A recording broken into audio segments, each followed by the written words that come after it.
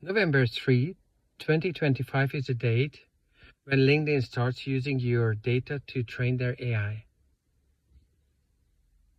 And they will do it unless you turn it off.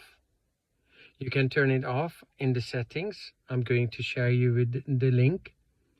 And you can file a GDPR objective with this form that they are not going to use your data, never ever, for the AI trainings.